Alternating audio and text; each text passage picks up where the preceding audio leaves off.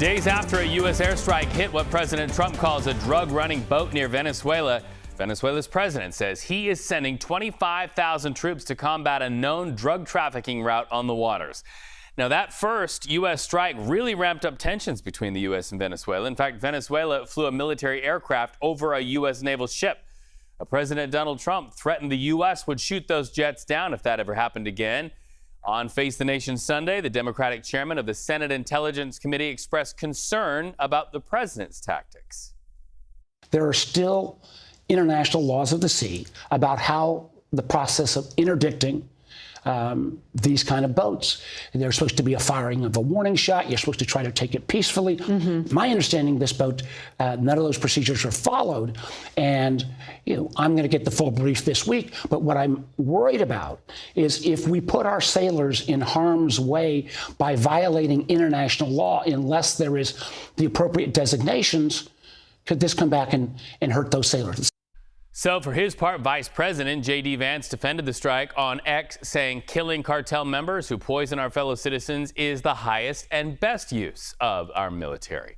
So let's break this down with Michael Bociurkiw. He's global affairs analyst and senior fellow at the Atlantic Council. Good to have you with us on a Monday, my friend. So you heard Senator there and also the Vice President's response. Who's right? The senator is right. I mean, currently the Trump White House looks at Congress as a staffing arm.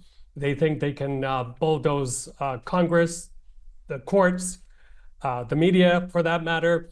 So there's a legitimate concern there. And then, when it comes to the boat, you're showing the image now. I just got off the phone with a senior Colombian diplomat. They know a thing or two about drug interdiction.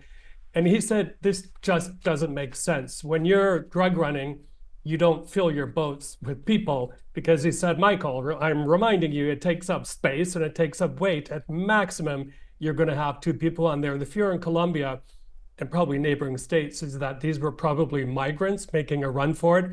So there's quite a bit of concern in the region about that. So it's your contacts feeling then that boat had nothing to do with drug running?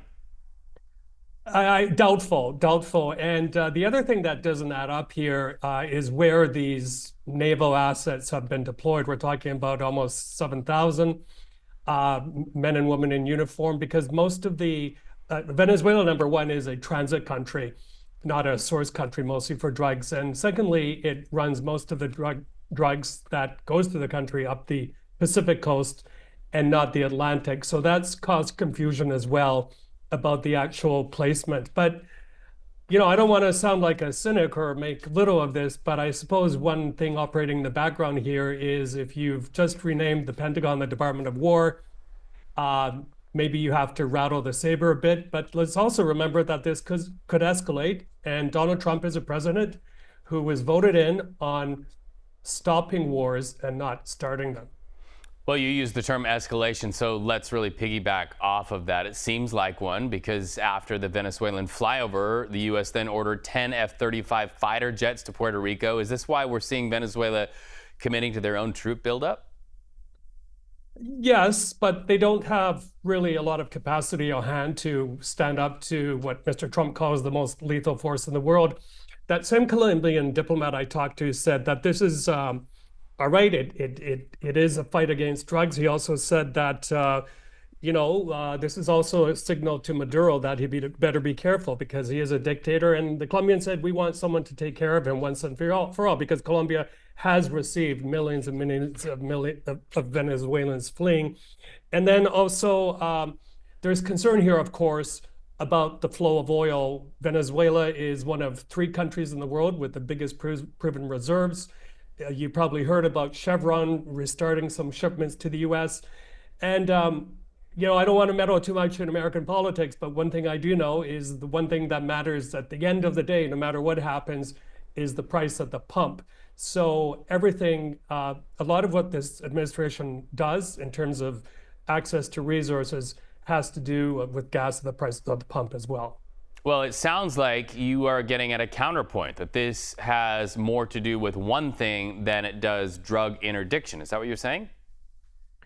Well, as I told your a British partner the other day, BBC News, is there's one thing and one thing only that Mr. Trump cares about, and that's his popularity. So I think the MAGA base, this is a bit of red meat as well, that, he's showing strength and, tactical use of U.S. resources. And let's hope for now things stay on the more or less quiet level where they are, because from what I gathered from talking to other experts, this is more of a monitoring force to see where things go.